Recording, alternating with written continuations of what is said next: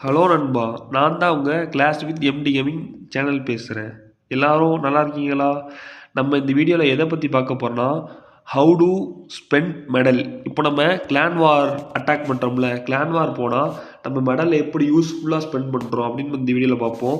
Clan வார் மெடலை வச்சு நம்ம coin வாங்கலாம், எலிக்சர் வாங்கலாம், ரிசோர்ஸ் போர்ஷன், இந்த போர்ஷன் அந்த போர்ஷன் எல்லாமே போட்டிருப்பான்.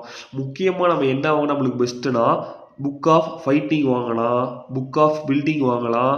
ரெண்டு மட்டும் தான் பெஸ்ட்டு. இருக்கிறதுலே best option hammer of fighting, hammer of building தான்.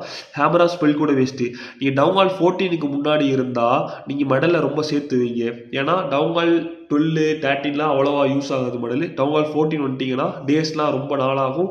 ஸோ நீங்கள் மெடலை யூஸ் பண்ணால் உங்களுக்கு ரொம்ப யூஸ்ஃபுல்லாக இருக்கும். முக்கியமான விஷயம் என்னன்னா, 2000க்கு ராஜாவோட ஸ்கின்னு, ராணியோட ஸ்கின்னு, எல்லா ஸ்கின்னும் உங்களுக்கு தருவான். அதெல்லாம் நீங்கள் வாங்கியே செய்கிறாதீங்க. இதெல்லாம் மெடலை தேவையில்லாமல் நீங்கள் வேஸ்ட் பண்ணுறதுக்கு அர்த்தம். இருக்கிறதுலே பெஸ்ட் ஆப்ஷன்னா hammer of building, hammer of fighting ரெண்டும் தான் பெஸ்ட்டு.